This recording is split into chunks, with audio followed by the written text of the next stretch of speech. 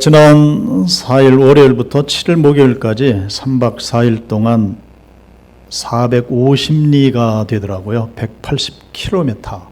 제주도 일주 도보 여리고 기도 순례 은혜 가운데 잘 마쳤습니다. 먼저는 이 순례 기도를 허락하신 주님의 은혜에 감사드리고 모든 영광 주님께 올려드립니다. 또한 기도와 사랑으로 지원해 주신 모든 성도 여러분들에게 깊은 감사를 드립니다. 왜 그런 말 하지 않습니까? 마라톤 뛰는 그 선수들 보면 완전히 그 모든 에너지를 다 뽑아 올린 그런 경주. 그래서 결승선 들어오면 다 쓰러지지 않습니까? 그런 체험을 할 수 있었던 그런 기회였습니다.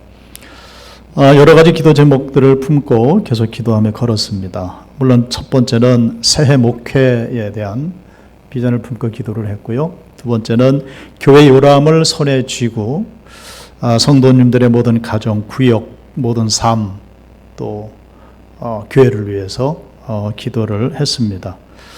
자, 그리고 세 번째는 여리고 기도라면은 그 목적을 아시겠지요. 이 땅 제주를 가슴에 품고 기도를 했습니다.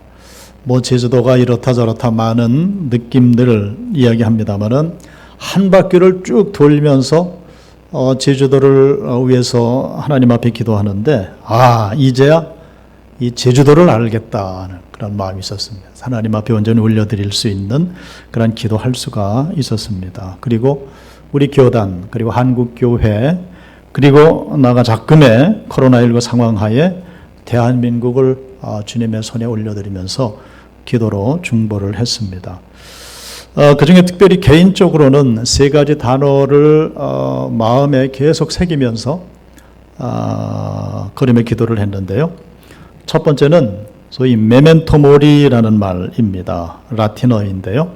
메멘토 모리, 죽음을 기억하라 하는 그런 말입니다.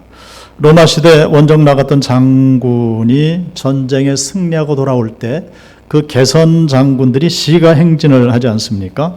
그때 그 장군 뒤에 노예들을 붙여서 뒤를 따라가면서 그들이 외쳤던 말이 메멘토 모리라는 말이었습니다. 죽음을 기억하라. 맞아. 뒤에서 소치니까 장군 보고 들으라는 말이죠. 너도 곧 죽는다는 사실을 기억하라. 전쟁에서 이겼다고 너무 우쭐거리지 말고 너도 곧 죽을 것이라는 사실을 기억해라. 그러므로 무엇입니까? 겸손해라. 메멘토 모리, 그런 뜻이죠. 그래서 우리가 메멘토 모리 이 말을 받아들일 때는 사람이 죽음을 기억하며 산다는 것은 우리의 일생을 통해 주님의 인도하심 따라 살아가는데 아주 중요한 역할을 하는 그러한 말씀이라는 겁니다. 또 두 번째는 까르페 디엠이라는 말입니다. 까르페 디엠. 이것은 오늘을 잡으라 혹은 오늘을 즐기라 하는 그런 의미입니다. 로마 시대 사람인데요. 서정 시인인 퀸투스 호라티우스의 시기 중에 나오는 말로 유명합니다. 메멘토 모리, 죽어서 주님 앞에 서는 날 부끄러움 없이 승리가 부르면서 주님 품에 안길 때까지 어떻게 하라고요? 까르페 디엠의 삶을 살라는 겁니다. 에베소서 5장 16절 말씀 보면 이런 말이죠. 세월을 아끼라 때가 악하니라. 아멘. 여기서 세월을 아끼라라는 말에 아끼라 이 말이 헬라 원어로 풀어보면 세월을 낚아 올린다, 세월을 구원한다 그런 의미입니다. 세월을 낚아 올려라. 그러니까 부평초같이 시간을 덧없이 낭비하거나 소비하지 말고 우리에게 주어진 오늘이라는 그 시간을 어떻게 하라고요? 잡으라는 겁니다. 구원하라. 그것을 다른 표현을 하면은 기뻐하며 오늘이라는 시간을 주 안에서 즐기라 그런 말이죠. 그래서 이 말은 그냥 가볍게 엔조이해라 하는 그런 뜻이 아니고 하루하루 오늘 내게 주어진 삶을 생명 주시는 하나님 앞에 감사하며 정성껏 최선을 다해 살아라. 까르페 디엠이라는 말입니다. 그리고 세 번째는 솔리 데오 글로리아라는 말인데요. 오직 모든 영광은 누구에게요? 하나님께, 솔리데오 글로리아라는 말입니다. 인생의 목적이 이렇게 분명해야 한다는 겁니다. 솔리데오 글로리아, 오직 하나님께 영광, 하나님의 영광을 위해 살아가는 거죠. 이렇게 그리스도인들의 삶을 세 가지 말로 요약해서 살아갈 수가 있는 건데요. 메멘토 모리, 죽음을 기억하며, 까르페 디엠, 주어진 오늘의 삶을 감사하며 즐거워하며, 솔리데오 글로리아, 모든 삶은 하나님께 영광에 초점을 맞춰서 살아가야 한다. 이 세 가지 말을 읊조리면서 계속 걸으며 기도를 했습니다. 성도 여러분, 이렇게 살아야 하지 않겠습니까? 이렇게 살아야 하지 않겠습니까? 2021년 새해 이 새 경구 마음에 생기면서 하나님 허락하시는 정말로 축복된 모든 삶을 살아나가시기를 주님의 이름으로 축복합니다. 축복합니다. 1971년도에 제작된 아주 유명한 영화가 하나 있습니다. 지붕 위의 바이올린이라는 영화입니다. 아주 유명한 영화인데요. 이 영화는 한마디로 엄격한 전통 사회에서 살아가는 유대인의 그 가정, 유대인의 한 가정의 그 이야기입니다. 그 가정의 아버지는 테비에라는 분이었는데요. 자, 이 분이 그 상징적으로 보여주죠. 가파른 지붕 위에서 위태롭게 선 모습으로 바이올린을 연주하려고 하는 사람을 가리키면서 그 테비에가 아버지가 질문을 하죠. 아이고, 저기 올라가서 어떻게 균형을 잡고 서 있을 수가 있을까? 그리고는 스스로 대답을 합니다. 한마디로 말할 수 있어. 그거는 소위 트레디션이라는 거, 전통이야. 이런 말을 합니다. 상징적인 말이죠. 전통이다. 유대인들에게 대단히 적대적이고 그리고 스산한 분위기, 20세기 초에 러시아 치아에서 디아스포라 이 유대인들이 모여 사는 한 마을이 이제 배경이 되는데요. 그 디아스포라, 이스라엘에서 떠나서 러시아 땅에 살고 있는 그 유대인들이 전통을 지키며 살아가는 그 모습을 그 영화에서 이렇게 그려내고 있습니다. 마을 사람들이 먹고 일하고 옷 입는 모든 방법을 가르쳐 줍니다. 무엇에 따라서요? 그들의 전통, 유대인 전통에 따라서. 그리고 그 전통에 따라서 그들은 유대인이라는 정체성을 잃어버리지를 않습니다. 전통대로 아버지는 가족을 부양하고 딸의 남편감을 선택을 해줍니다. 전통대로 어머니들은 집안을 평온하고 단정하고 정결하게 꾸려나갑니다. 그 유대인 마을의 모든 공동체 안녕과 질서를 지켜주는 것도 역시 트레디션이라는, 전통이라는 겁니다. 주인공 그 테비의 그 아버지가 결론처럼 얘기하는 것이 있습니다. 아주 중요한 말인데요. 내가 누구인가를 아는 것도, 그리고 하나님이 어떤 분이신지 아는 것도 무엇 덕분이라고요? 전통 덕분이라는 겁니다. 당연히 전통을 중요시 여기는 그 마을의 모든 유대인들에게는 직업이나 어떤 배우자나 혹은 다른 것들을 선택할 자유가 전혀 없는 것입니다. 모든 것은 그들의 전통에 의해서 삶이 영이 되어 갑니다. 자, 그런데 그 영화를 보면 반전이 하나 있습니다. 이 테비의 아버지에게는 딸이 5이 있었는데 그 5딸 중에 첫째, 둘째, 셋째가 전통에 의하지 않고 자유로운 연애를 합니다. 아버지가 남편감을 선택해 줘야 되는데 자기들이 남편감을 막 선택을 합니다. 그래서 그 연애와 결혼 문제가 막 불거지면서 어떻게 해요? 서서히 유대인들의 전통이 무너져 내려가는 그 모습을 보여주고 있는 아주 감동적인 그런 영화입니다. 지금 우리가 겪고 있는 전통의 법칙이 어떻게 해요? 부정되고 있지 않습니까? 전통에 격렬하게 저항하는 많은 젊은이들도 있습니다. 소위 그것을 우리는 현대 포스트 모던 세상을 살고 있다, 그렇게 얘기를 하는데, 현대의 삶의 모습을 그 영화는 미리 우리에게 보여준 그런 영화로 유명한 거죠. 전통이 중요시 여겨지는 가정이든 어떤 사회든 거기에는 선택할 수 있는 여지가 전혀 없는 것이죠. 그렇지만은 요즘 어떻습니까? 우리 그런 말 하잖아요. 나 때는, 라떼는 이런 말 하죠. 나 때는 안 그랬는데 이렇게 말하면 젊은이들이 그 사람을 보고 그런답니다. 꼰대다. 꼰대.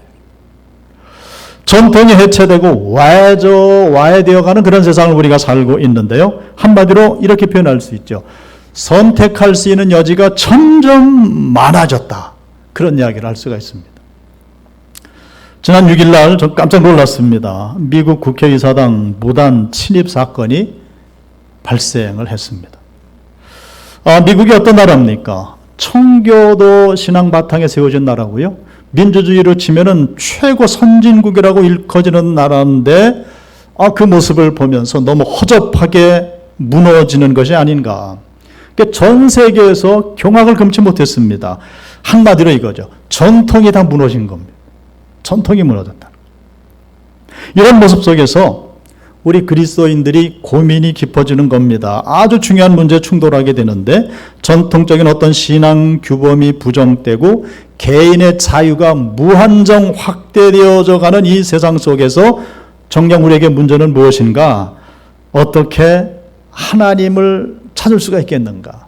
어떻게 하나님의 뜻을 알 수가 있겠는가? 쉽게 말씀을 드리면 이런 겁니다. 성도님들 가정에 자녀들이 있지 않습니까?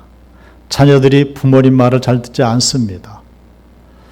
교회를 그렇게 나가자 해도 교회도 안 나오고 말이죠. 지멋대로들 삽니다. 어떻게 할 수가 없습니다. 이게 다 무엇입니까? 전통적 신앙 규범이 부정되어져 가고 개인의 자유가 확대되어져 가는 그러한 모습, 그런 과정을 우리에게 보여주는 거죠. 그러니까 거기서 어떻게 우리가 하나님의 뜻을 찾을 수가 있겠느냐, 그런 말입니다. 우리가 살아가는 현대사회의 특징이 참으로 많습니다만은 이 시간에는 세 가지만 한번 말씀을 드려보려고 합니다. 첫째는 선택의 대상이 너무 많다는 것. 두 번째는 세상은 너무 바쁘고 분주한 삶을 요구한다는 것. 세 번째는 개인을 공동체로부터 고립시킨다는 것. 이런 것입니다. 이 세 가지 현대 문화의 특징, 선택할 수 있는 대상이 많아지고 바쁘고 분주하고 고립주의에 매몰된 이런 삶을 우리가 살아가는데 이 세 가지에서 공통분모를 뽑아낼 수가 있습니다. 그게 무엇인가? 하나님의 뜻을 분별해내는 일을 우리로 하여금 대단히 어렵게 만들고 있다. 그런 말입니다. 자, 한 가지씩 들여다보겠습니다. 첫 번째, 선택의 대상이 너무 많다. 선택할 게 너무 많다 하는 말입니다. 종종 아내를 따라서 대형마트에 장을 보러 가는 적이 있는데요. 거의 저는 같이 갑니다. 같이 가는데 갈 때마다 고민이 있습니다. 뒤에서 쫓아다니는데 조금 지나지 않아서 막 다리가 아프고 막 실증이 나고 막 그럽니다. 아주 겪는 그 고통이 있습니다. 아마 남편분들은 제가 드리는 이 이야기가 무슨 이야기인지 아마 이해를 하실 건데요. 아주 아내를 따라다니느라고 무척 피곤한 그런 시간을 보내는 그런 경우도 있습니다. 가보면은 진열장에 선택할 것이 너무너무 많지 않습니까? 그러니까 아내에게는 자유입니다. 자유. 그런데 반대로 남편들에게는 무거운 짐이 될 수가 있다. 그래서 현대인들은 그런 말 하잖아요. 선택장애 혹은 결정장애라는 심리적 고통을 받고 있다. 그런 말을 합니다. 이런 것도 있죠. 식당에 갈 때마다 곤란을 겪는 경우가 있습니다. 그러죠? 목사님, 메뉴를 한번 골라보시지요. 해서 메뉴판을 들여다보는데 아무리 메뉴판을 정독하고 묵상을 해도 도무지 결정을 하지 못하고 우물쭈물할 때가 상당히 많이 있습니다. 그래서 저는 쉽게 순대국밥 먹죠. 끝입니다. 그러면은 상대방이 웃으면서 그러잖아요. 목사님 입맛에 맞으실 만한 것을 제가 추천하겠습니다. 그때 그 소리를 들으면 저는 아주 주 안에서 참 자유함을 누리게 되고요. 해방감을 느끼게 됩니다. 무엇입니까? 요즘 세상은 너무 많은 선택을 할 수 있는 그런 자유함은 있는데 오히려 그것이 우리에게는 무거운 짐이 되고 있다는 것이죠. 상품 광고 많이 보시죠. 텔레비전을 켜든지 스마트폰을 켜든지 전부 광고가 넘쳐납니다. 그 광고를 보면 더 많고 더 좋고 더 빠르고 더 새롭고 그러면서도 더 저렴한 상품들을 구매할 수 있도록 우리의 욕망을 막 부추기는 그런 모습을 봅니다. 그때마다 저는 그런 생각해요. 우리 성경에 보라 형제가 연합하여 동거하며 어찌 그리 선하고 아름다운고 그렇게 했는데 그게 아니고 그 상품을 보면 이러는 것 같아요. 보라 이 상품들이 얼마나 멋지고 풍요로운가. 당신을 위한 상품이 이렇게 많이 진열되어 있으니 당신이 원하는 것을 당신이 원하는 때에 당신이 원하는 방식으로 무엇이든지 당신은 소유할 수 있다. 이렇게 세상은 우리를 세뇌하고 길들이고 있는 것이죠. 하지만 성도 여러분, 우리가 깊이 생각을 해볼 수가 있어야 됩니다. 선택의 가지수가 많다고 해서 정작 행복해질 수가 있는 것인가? 그 많은 것 중에서 내가 원하는 대로 선택할 수 있다 해서 뭐 내가 대단한 존재가 됐는가? 카드값만 올라갈 뿐이죠. 많은 경우는요, 많은 선택의 가지수는 그런 말합니다. 기만이고 유혹에 불과할 뿐이다. 그러잖아요. 양이 곧 질을 보장하지 못하니까요. 그런 말을 듣습니다. TV 홈 쇼핑에서 물건을 샀습니다. 사놓고서는 후회하는 그런 분들. 포기하고 다르다는 겁니다. 홍수가 나면 도리어 마실 물이 없는 경우와 마찬가지인 거죠. 그러니까 선택의 폭이 적절하고 넓어진다는 것은 필요하고 좋은 일이지만은 과도한 선택거리를 쏟아내는 세상 속에서 나에게 정말 필요한 것을 가려서 선택해내는 것은 참으로 어렵다. 그런데 더 큰 문제가 있습니다. 하나님께서 기뻐하시는 바른 선택을, 분별력을 가지고 택하기가 더더욱 어려운 세상을 우리는 지금 만나고 있다는 겁니다. 하나님의 뜻이 도대체 무엇이냐는 거죠. 자, 두 번째는 세상 사는 일이 너무 바쁘고 분주하다 하는 겁니다. 이번에 도보로 제주 일주를 하면서 제가 체크를 한번 해봤습니다. 걷는 속도의 문제입니다. 1시간에 4km를 걸을 때, 1시간에 5km를 걸을 때, 1시간에 6km를 걸을 때 몸의 반응을 한번 지켜봤습니다. 첫째 날 좀 늦게 출발하는 바람에 그날은 40km밖에 걷지를 못했습니다. 그래서 월령이라는 곳에 가서 이제 잠을 자게 됐는데요. 그래서 두 번째 날, 첫 번째 날 조금밖에 못 걸었으니까 좀 많이 걷자 해서 일찍이 일어나서 5시부터 출발을 해가지고 52km를 걸어봤습니다. 자, 그런데 세 번째 날 오후가 되니까 왼쪽 다리에 무리가 와가지고요. 오후 4시경에 온평이라는 곳을 지나면 이제 성산 들어가지 않습니까? 온평을 막 지나가고 있는데 다리가 아프기 시작해서 쩔뚝쩔뚝거리고 이제 갔습니다. 그때 덜컥 겁이 나는 거예요. 내일 하루만 더 걸으면 되는데 이렇게 다리를 저어서 완주할 수 있겠는가 아주 심한 걱정을 했습니다. 그런데 감사하게도 성산에 들어가서 하루를 자고 났는데 뭐 조금 아프긴 하지만은 걷기에는 문제가 없더라고요. 그러니까 뭐예요? 바쁘게 서두르다가 그만 모든 계획을 그르칠 뻔한 아찔한 경험을 했다 하는 겁니다. 너무 바쁘고 분주하면 어떤 선택에 대해서 진지하게 고민하기가 어렵다는 겁니다. 그래서 조급증도 병이다 그런 말을 하죠. 우리 제주에서도 이제는 볼 수 있는 광경인데요. 요즘은 자동차 안에서 음료를 주문하고 받을 수 있는 드라이브 스루라는 것이 유행을 하지 않습니까? 자동차 타고 가서 그냥 물건을 사고 나올 수가 있습니다. 아마 앞으로 더더욱 인기를 거듭하게 될 텐데요. 그렇게 우리는 더 많은 시간을 확보하기 위해서 서두르고 또 서두르지만은 그럴수록 우리에게는 시간적인 여유를 갖는 것이 아니라 오히려 더 분주하고 바쁜 그런 삶에 매몰되어져 간다 하는 겁니다. 16세기 영성가 프란시스 드살레라는 분이 이런 경고를 일찍이 했습니다. 충동적으로 급히 하는 일치고 제대로 되는 일이 없다. 일을 제대로 하면 속도는 언제나 충분히 나오게 돼 있다. 숫벌은 꿀벌보다 소리도 크고 급히 왔다 갔다 하지만 꿀은 만들어내지 못한다. 마찬가지로 산만한 불안과 요란한 걱정으로 늘 서두르는 사람들은 많은 일을 할 수도 없고 게다가 잘 할 수도 없다. 이런 말을 합니다. 성도 여러분, 여기서 우리는 깨닫게 됩니다. 정신없이 바쁘게 살아가는 것은 하나님의 뜻이 아닌 줄로 믿습니다. 아무 생각 없이 죽어라 일하다가 일 중독에 빠져서 호적거리는 그런 것은 하나님의 뜻이 아니라는 겁니다. 그렇게 살면서 하나님의 뜻을 분별해낸다? 그것은 있을 수가 없다는 겁니다. 그러므로 우리는 모든 삶의 바쁨을 다 십자가 밑에 내려놓고 분주함을 예수님의 이름으로 물리치고 종종 내가 왜 사는지, 무엇을 위해 사는지, 하나님 내 삶을 통해 무엇을 이루고 싶어 하시는지 묵상을 하면서 하나님 앞에 앉아야 될 필요가 있는 그런 존재들이다 하는 그런 말씀입니다. 자, 세 번째로 우리는 너무 고립되어 있다 하는 문제입니다. 이번에 길을 걸어가는데 어느 분이 문자로 격려의 글을 보내주셨어요.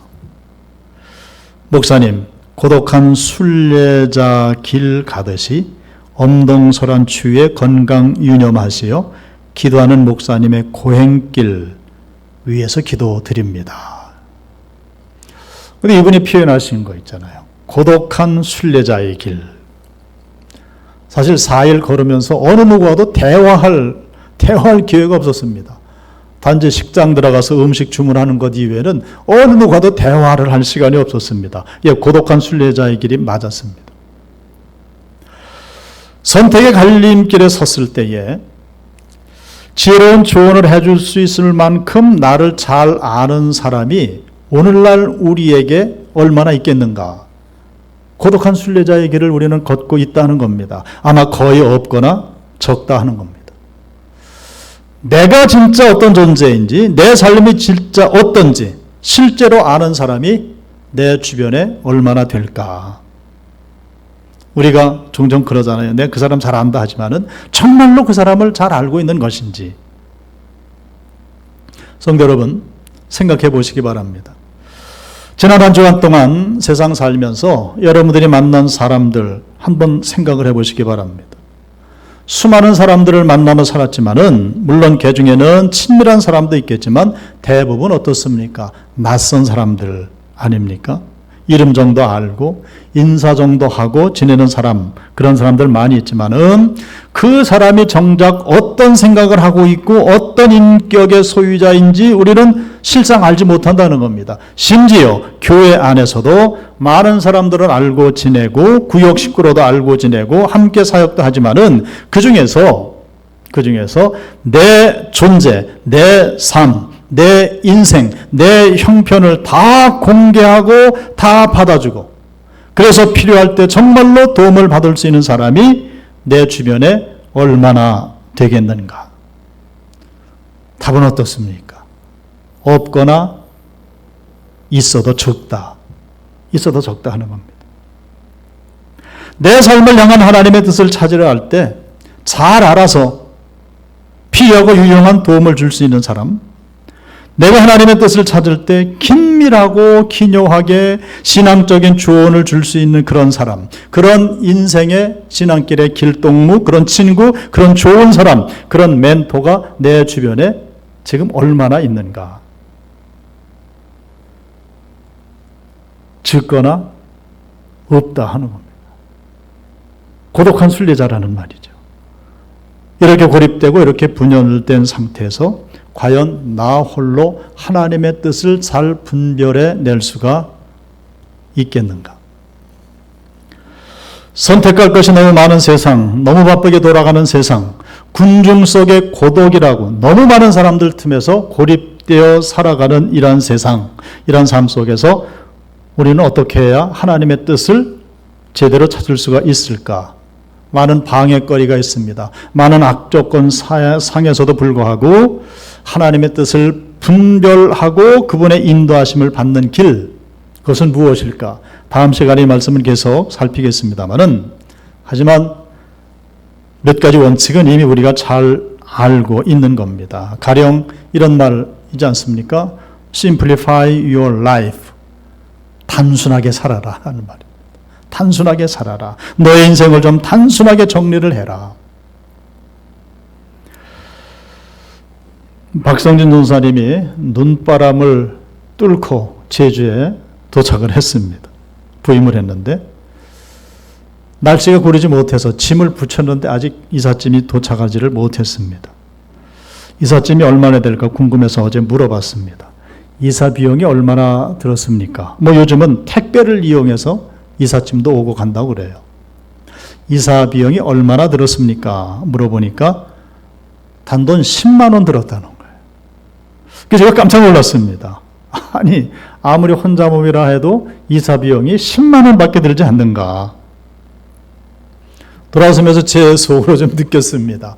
왜 우리가 그러지 않습니까? 이사 가려고 이삿짐을 쭉 끌어내보면 얼마나 많은지 말이죠. 그래서 이사할 때마다 많은 것들을 다 버립니다. 또 꺼내놓으면 또 버릴 것들이 이렇게 많이 있습니다. 버릴 게 너무 많이 있다. 이건 영적으로도 육적으로도 그렇다는 거죠. 꼭 필요한 것들만 챙기고 꼭 필요한 생각만 하고 꼭 필요한 일에만 집중하고 그렇게 Simplify your life. 단순하게 살아라. 그래야 하나님의 뜻을 우리는 바르게 분별할 수가 있겠다 하는 거죠. 여기 하나 더 첨가하면 삶의 우선순위가 분명해야 한다는 거죠. 우리의 삶의 최고 우선순위는 하나님 아니십니까? 하나님 나라, 하나님의 의, 하나님의 뜻, 이것이 가장 중요한 삶의 우선순위가 아니겠습니까?